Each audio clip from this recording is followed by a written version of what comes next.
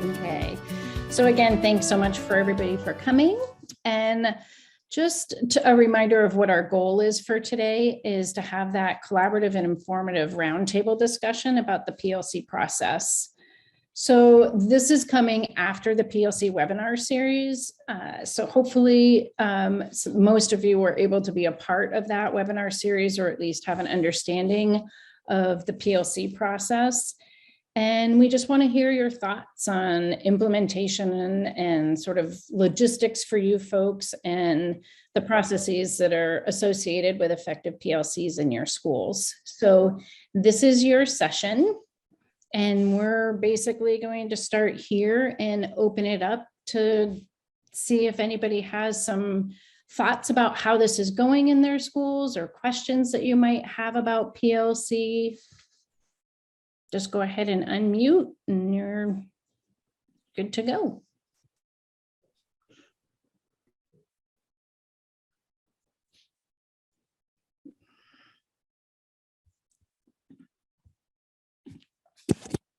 We do have a quick question about the webinar series. They are definitely available. Thank you, Janet, for giving everybody the link to that YouTube site. Yes. She was fast, Lauren. Super fast. Beat me right to it. Thank you, Janet.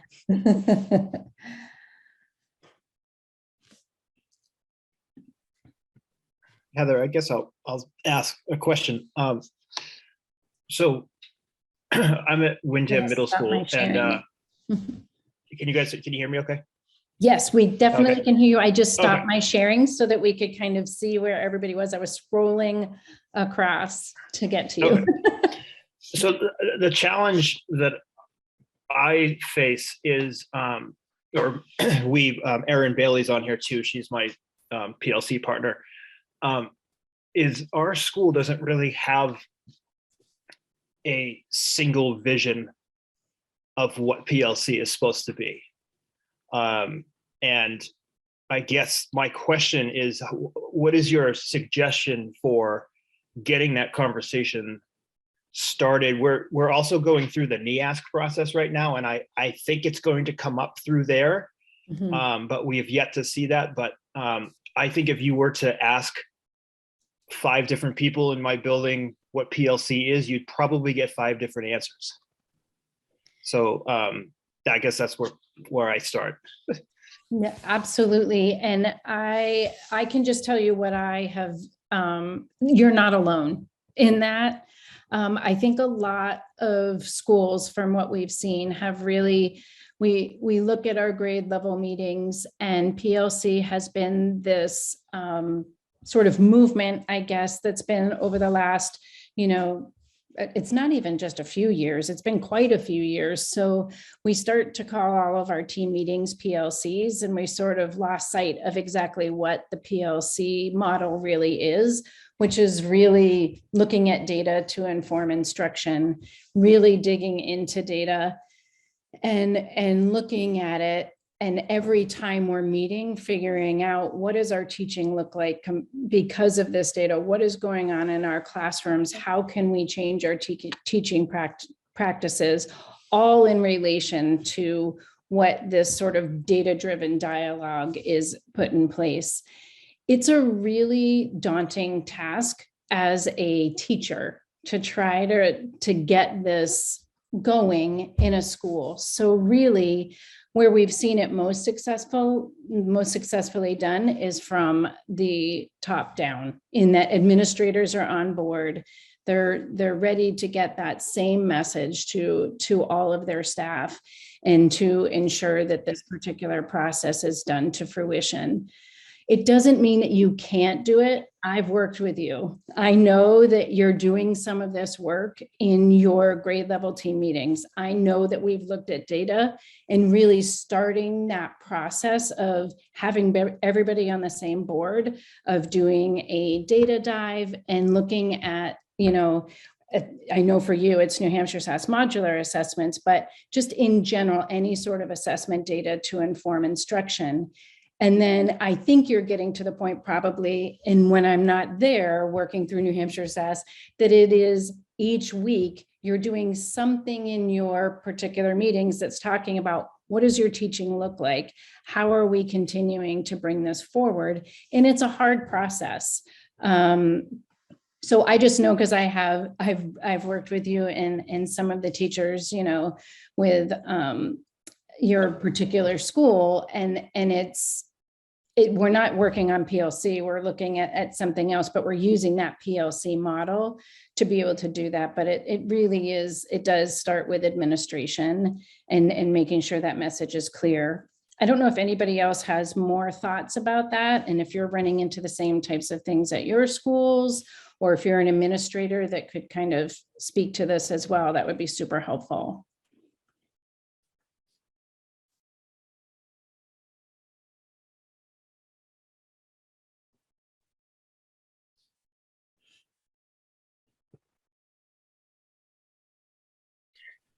Yeah, thank you. That was good information. And I will say, you know, the one thing that is different for my team that you have met with us, but what's different is actually having that data conversation at that full team, full grade level meeting, which we haven't done before.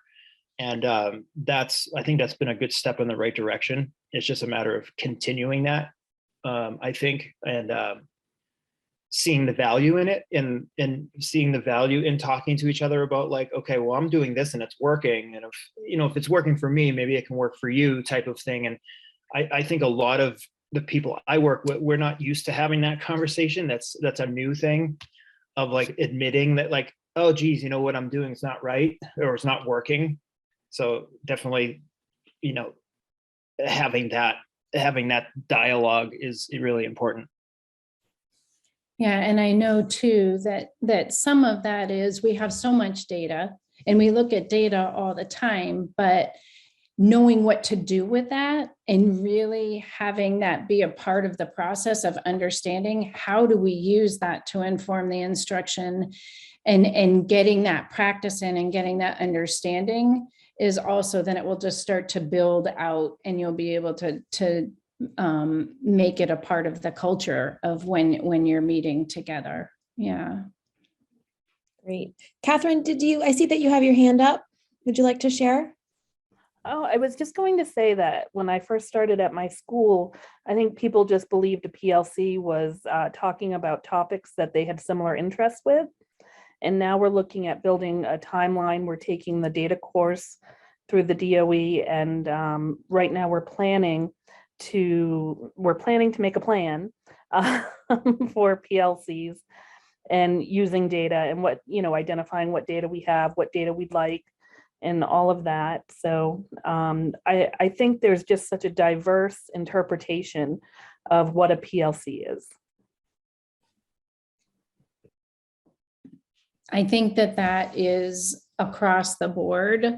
What we see in a lot of schools is that PLC has become this sort of umbrella term that that folks use for their grade level meetings. And really the way that we look at it, and our philosophy is, a PLC is the time in which you are spent working with a team of people to look at data to help inform instruction. And then all those little touch points along the way during a data cycle where you're talking about student learning and how you can improve it. But not everybody has that. I mean, I worked in a school, and we called every meeting that we had as a grade level a PLC. We called every grade level, every vertical level, and everything a PLC, because we did go through, I mean, I personally went through PLC training at the school that I was at. And we had very good intentions of looking at data to inform instruction, but it's easier said than done.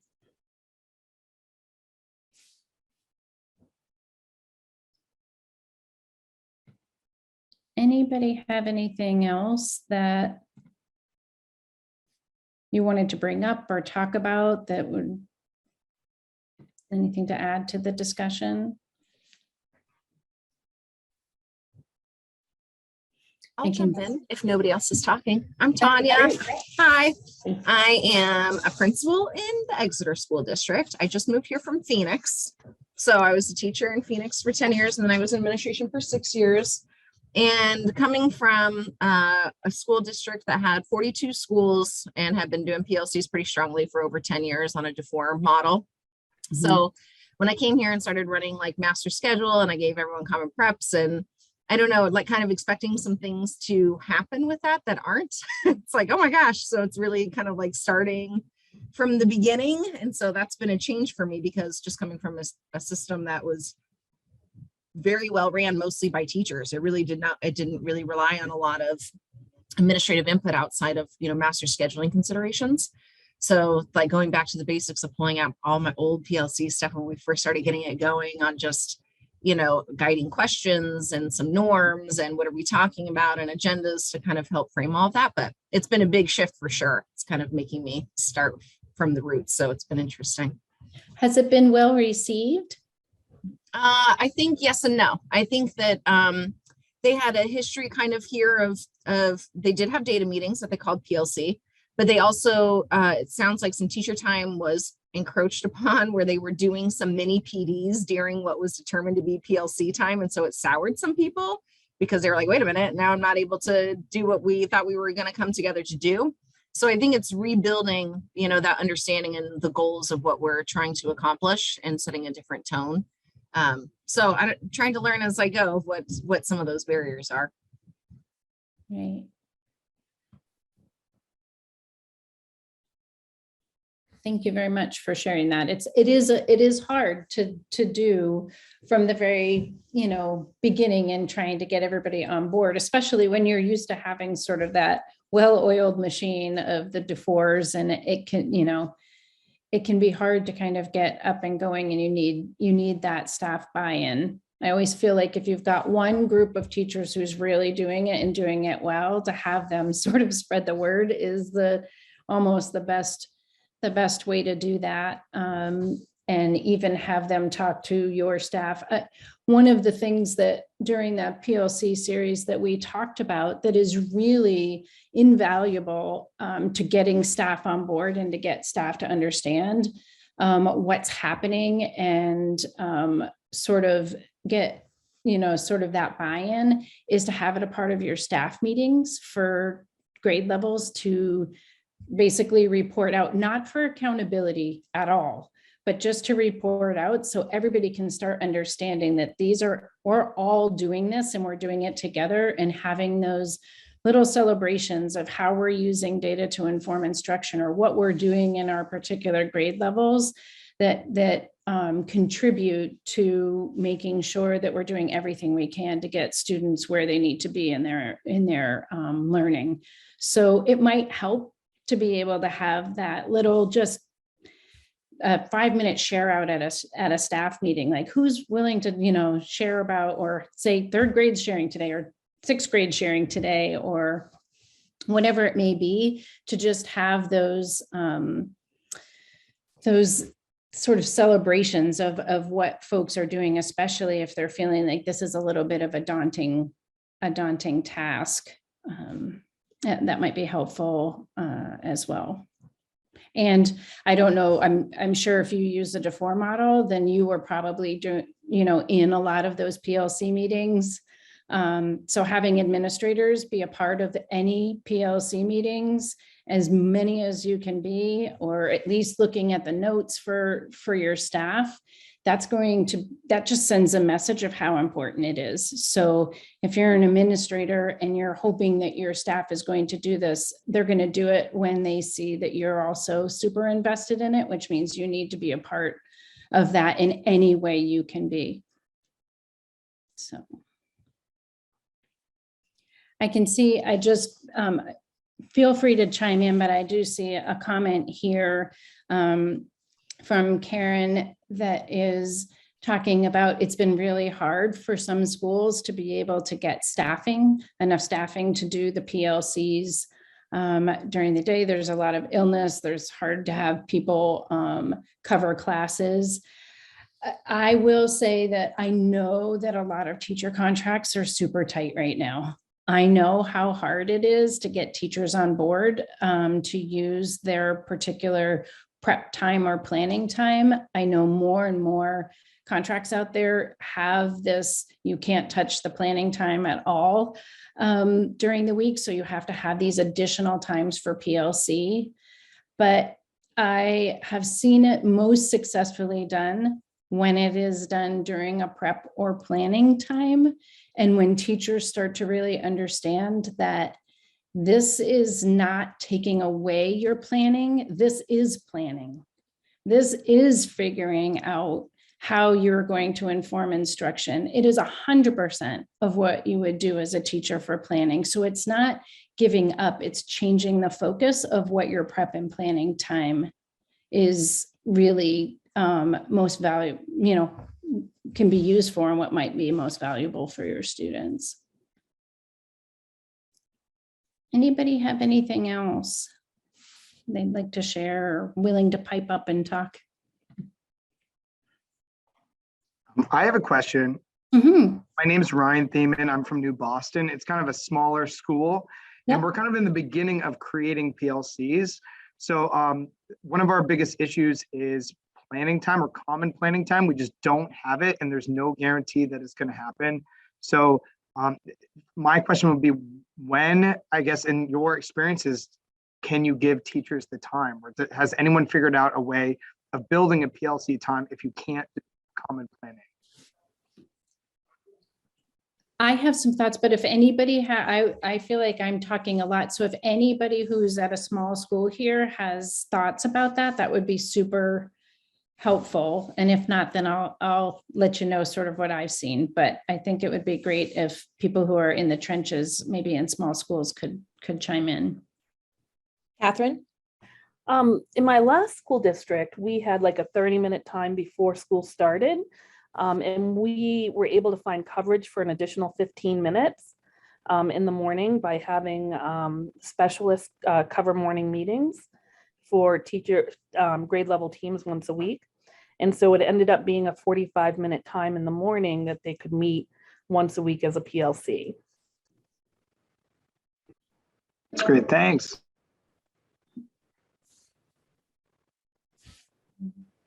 That has pretty much been what I've seen in the smaller schools, is you take a before school time or after school time. I know that in contracts they have, your administrators have a certain amount of staff meetings, or there's allowed to be a certain amount of hours per year or month or what have you for particular meetings, but that might be the way that you can kind of get around that. And even like, I know that we had to stay a certain amount of time after school or be there a certain amount of time before school. So even if you can get some of that time in there, and then when it comes to smaller groups, get as many people at that table as you can, even if they don't teach the exact subject that you're teaching, just to get a look at that data and to be able to see what they might be finding with that data. Because sometimes when they're not necessarily doing the assessment, they start to see a little bit different things with what you find with what that data is showing. So thank you. Mm-hmm.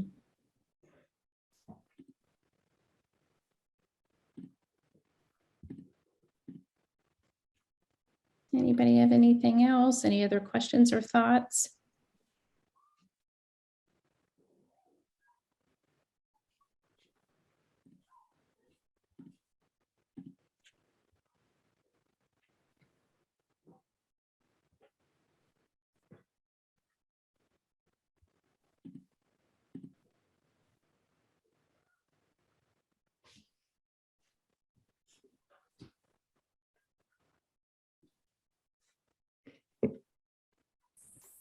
Okay, I appreciate it. I'll chime in. Hi, Ken. How How are are you? Great. Ken Dodsley, Franklin Middle School. I appreciate your patience. A couple of things. We're also involved in the course. Our folks from Franklin Middle right now, and yes, studying data, student results is really a big part of the PLC process. But we're also trying to take a look at ways for us to increase our expertise in education. So we've also been taking some time to look at book studies. We've read Lost at School together and had some conversations about that and tried to use that not just to improve instruction, but culture and climate of the school. We also last spring district-wide, got some help from, what's the book? Brooklyn Rainey, with One Trusted Adult. If you haven't read One Trusted Adult by Brooklyn Rainey, it's an amazing read. And she's a local person. She's a Molten Borough lady, and she's an amazing person. She participated, and it was a shared experience for all of us. And in addition to, and anybody will tell you, nobody looks at SAS scores more than we do here at Franklin. I'll challenge you to I'll compare my graphs to your graphs any day of the week, and how I share them with my staff and our administration, but also trying to find out ways to improve us as a culture, and to see if we can encourage people to learn about things like Lost at School, like One Trusted Adult, or any other ways for us to help with cultural climate of the school, especially at a time like this. So in times, a shared experience like that, even a small mini thing, I sent all of my counselors to a one-day activity on suicide, and then asked them to bring back what they learned to the school. And every time we take the time to invest in professional development for our staff and give them a day off or stipend or anything like that, it also comes with a hook that says they have to share what they learned with the staff. So that's important. And then to segue into common planning time, whatever you have to do. I've had the good luck of being administrator at 5 different school districts, K-8s, elementaries, middles, and right now we're a middle. And I will tell you, anything that can be done to put your team, your staff into teams, and to figure out ways through the use of allied arts, or some of the districts use wind time, or what I need now, their intervention blocks. Anything you can do to get teachers together for collaboration over student individualization of student in order to drive instruction, and also to do grouping for those who need interventions. Our intervention block is designed to help our neediest students, and how we identify our neediest students is through assessments, and how we decide that we're going to provide them with assistance is by having our teams collaborate on who are the students that need it, and there's flexible grouping through that. And then lastly, with some of this ESSER funds, we've gotten stipend money, and we put our heads together to try to use some of that money out of ESSER to provide stipends for teachers. So in some of the activities that we're participating in, we do provide some stipends. And believe me, all of those are helpful. And then lastly, take advantage of all the stuff that comes to you folks from the DOE. It's all free, it's all recorded, it's all available. And just the experience of 1 or 2 or 3 people doing that at the same time, and then sharing with the staff with what you learn is it. It doesn't have to be 100%, but just creating the groundswell of help with a small percentage of the staff can really sort of carry over. People want to know what's being taught, and they want to continue to learn what's being taught. So thank you for the opportunity to speak up, and thanks for inviting me. Yeah.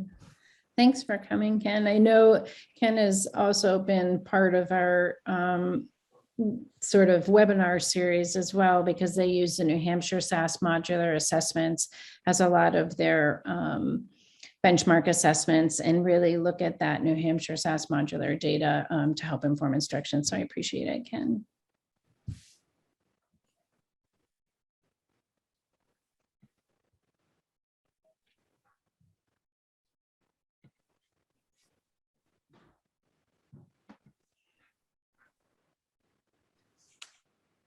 So just a reminder too, anything that you're sharing, any questions that you have, I'm sure other people have questions on. I mean, I can ask probing questions like, how are you doing with your norms during your particular meetings, or how formal are you with your PLC process right now? But this, I think that in general, it would just be helpful if anybody has any other thoughts of how they're implementing it, or what else, maybe what little thing was a game changer for you in your school. It would be super helpful for others to hear.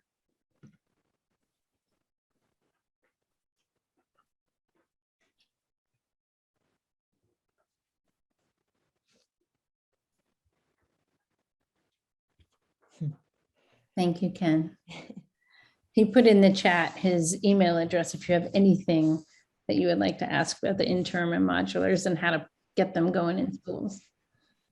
But please don't look at our scores because we are really, really, really working hard to see if we can improve them. And it is a very, very, very uphill battle considering our demographics. What are the circumstances? No matter what, if you don't try to do better, you won't. So thanks. So I'm from Creva Academy Public Charter School, and I'm actually sitting in this meeting for a few other staff members. I have not attended the webinar, but if any of you have any helpful hints, I'm also from a small school. We use NEWA assessments. Obviously, our kids take SAS too, but when we look at data, we look at the NEWA assessments.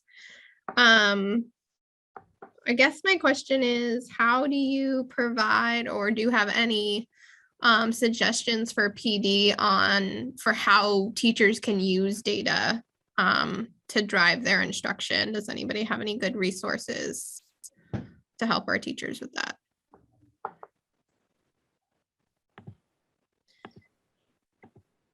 There might be other resources out there. The PLC webinar series that is on our YouTube channel, it was put in the chat, and I do have a slide that will show you that. Just sort of brings you through the whole process of implementing PLCs in schools, things you need to kind of take a peek at. It was a 5-webinar series.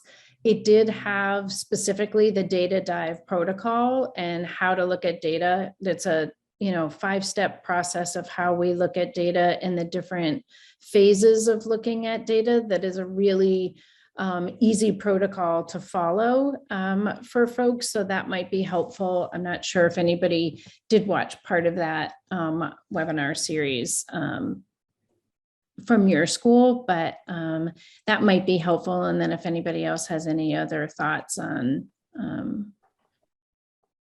that as well. I was just going to say my current school is a pre-K through 2, and then we have a sister school that's a 3-5. And sometimes with the littles, what people think of like assessment and data, it can be more broad than I think what some people think. So like we do a lot of looking at student work. And so like exemplars, and then we do a comparison because that still is kind of a data collection of like what was the end game and the product to base things off of. There's been lots of really good conversations from teachers of like, how did you get your kids to perform that way, which is kind of the end goal of like sharing strategies and tactics. So sometimes with younger kids, especially, I would think with all kids, but with young kids, sometimes looking at student work is helpful. Thank you.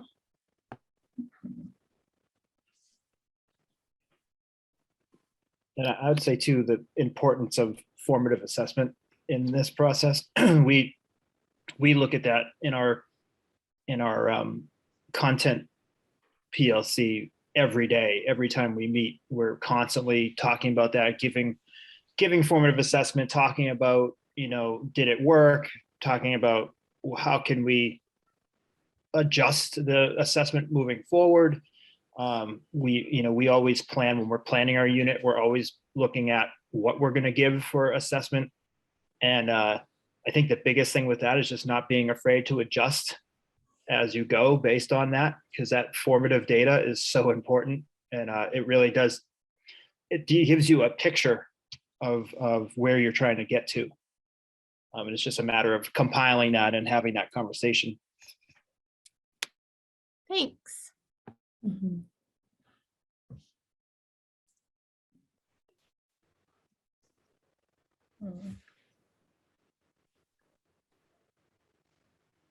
All right.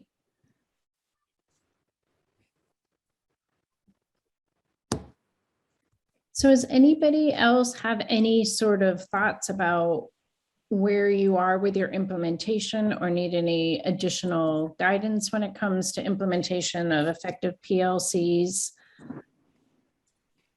I'm from Goffstown High School, and I'm sorry I'm driving, so I can't hear it, but I didn't want to miss this meeting. At Goffstown High School, we do have common planning department time, and we tend to use our time to meet with common teachers teaching common courses within the department.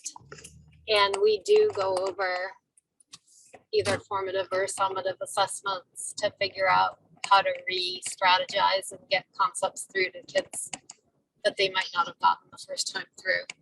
And then we also share, like for instance, last week we got together as the full math department, I'm on the math team, and shared different ways of looking at formative assessments with students, so that other teachers could do the same thing in their classrooms.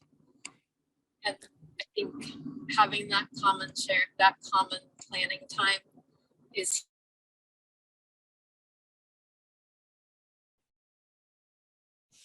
I think yeah. I think you were probably saying having that common planning time is probably invaluable, as I would think that you would be talking about. It really is, sort of the key to this is having that common time where you're able to talk with colleagues. I know that, if you're in a small school, you might be the only one teaching a particular subject.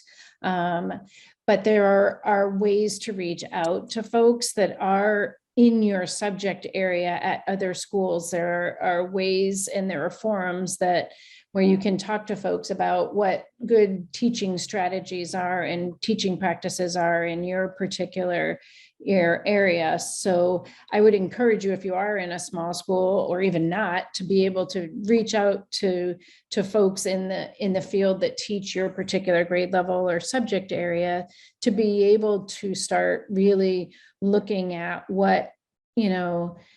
how we can inform our instruction and really good teaching practices, because that's what all of this starts with, right? You have to have really rigorous, effective core instruction. And then you start looking at the data to help inform what you are doing in that instruction. So just like, Ed was saying earlier, like those formative assessments sometimes those are like the most important touch points as you look at data. So your data cycle might be 6 or 8 weeks long. You could look at data in the beginning, and then you could do whatever you do and look at data again at the end and just hope for the best, right? But that's really not going to that's not the point, right? The whole point of PLC and the whole point of looking at data is to help inform us all along the way. So those formative assessments don't need to be these formal, we're going to do a whole nother assessment, 3 or 4 times throughout this. It could be an exit ticket. It could be, hey, I have this question for you, or I have this reading passage and I need you to do, a quick write, or, oh, I have this math problem that's similar to what we are looking at and where we see there might be some areas of improvement needed. It is there a lot of what ends up happening. And when you're looking at data, there's lots of different ways to look at it. You can look at individual student data and you can then figure out for those students what they need. But you can also start looking at the data historically or as a whole, not just for like your particular class, but maybe your whole grade level, and start really honing in on it as a grade level. Where might we need to be making improvements? Maybe it's something that I'm just doing in my classroom, or maybe it's part of our program that isn't getting students to that depth of knowledge that they need. So you start to look at that and you start to say, where are these gaps? Where are we doing really well? Where are the gaps? And how can we start to bridge those gaps? So the data, whether it be your initial or end data or all the data in between, can help inform that and help you figure out what needs to be done. Heather, I just wanted to jump on and play off of what Tanya, Ed, and Christine said, that using those formative assessments and then having those also build into what were the classroom strategies that you used to support the students with this misunderstanding, or how did you approach this topic so that the students understood it and could rise above the common misunderstandings that may occur. So using the formative assessments is also an important piece, not just the SAS or the iReady or the NEWAs. Thanks, Annie.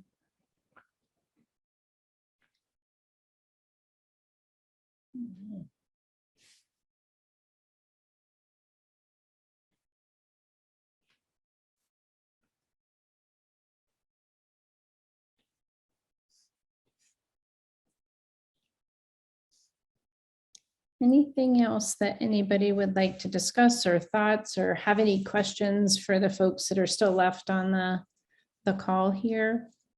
I am the worst with really long periods of silence, so I'm going to try my best to just be quiet for a second.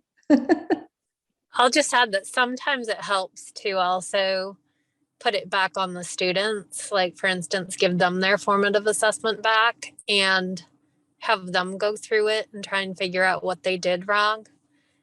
And then take that paper where they assessed where they tried to find their errors, and then look at that piece to actually determine what's wrong and what we need to revisit. And the kids have a lot of buy-in in doing stuff like that. That's great. Thank you.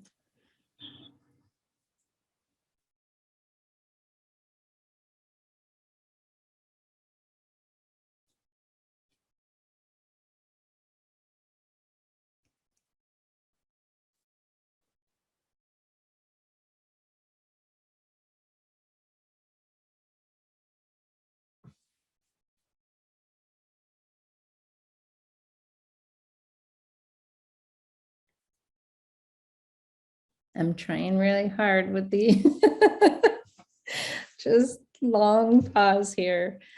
I know there's just a few more of you on. If you have anything else, please feel free to chime in and ask your questions or just put in your thoughts here. I think that the biggest thing that is really sort of understood with this is that I think people, we need to support each other. Like, it's not an easy process. So I'm glad today that we were at least able to come together and have some folks be able to share their experiences or their thoughts. And, we'll continue to make sure that discussions like this happen for folks, or put you in touch with people.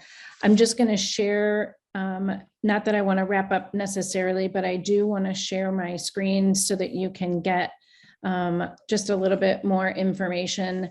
This is that link to our YouTube channel, and in that has the whole PLC series. That is the series of webinars that you can fast forward or watch all the way through. And then people are popping off, but a little survey will come up afterwards. But more importantly, here's the information for us as well. So if you do have any general questions or thoughts about this, or you would like additional information or trainings, please reach out to us so that we can make sure that we're giving you everything you need for assistance when it comes to the PLC process, and trying to get that going for you.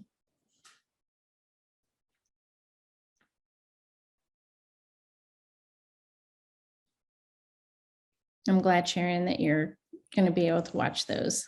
Thanks for your feedback. Thank you. All right. Would you suggest having all staff move through those PLC tutorials, or is that just something for administrators who want to get PLCs off the ground kind of running? I think that's good for everybody. Okay. Most of the people that we had a PLC, the series, but we kicked that off with a PLC workshop in person.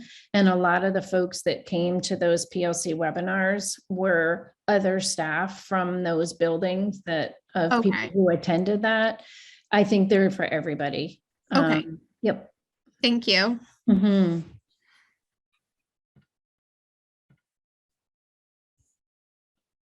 All right. Anything else, as my grandfather would say, for the greater good? Any last thoughts?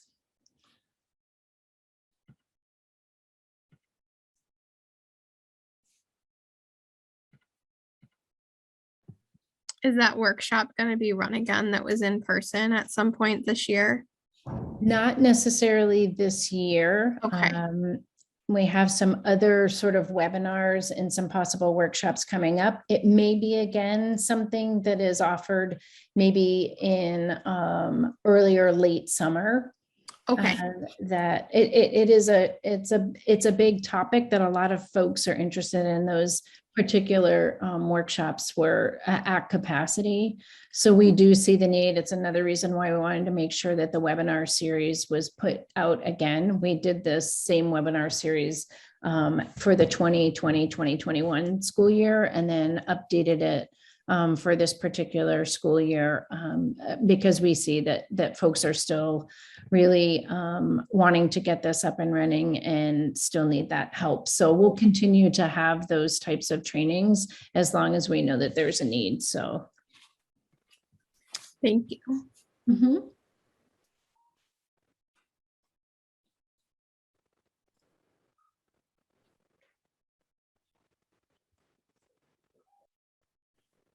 Okay.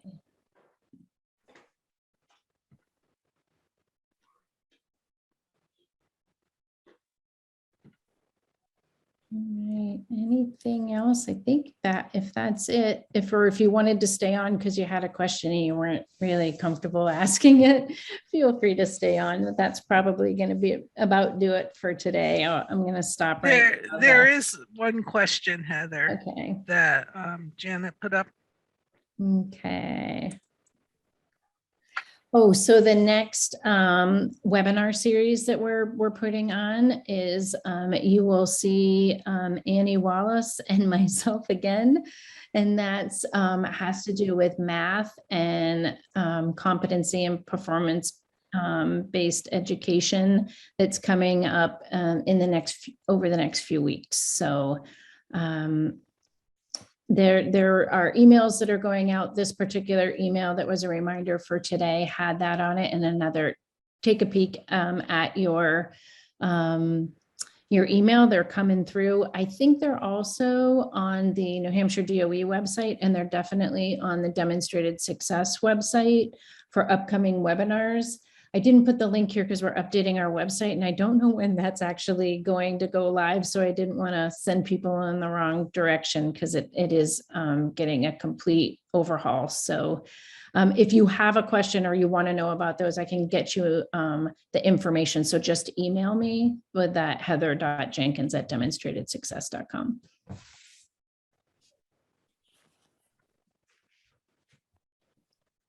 Janet, I see your question about webinars for ELA instructors. And so Heather, you might be able to speak a little bit more specifically, but I know that Janet, if you spend some time on our YouTube channel, and we have a couple of years worth of content in there that would really be, sorry, the sun's coming to my eyes here, Janet, but would really be worthwhile taking some time and going through because there might be some specific content in there that you have in mind. Karen Matzo has done a lot with that, and Tammy Hilton has done a lot, several webinars this year, so already this year. So I think that you'll find some good content in there.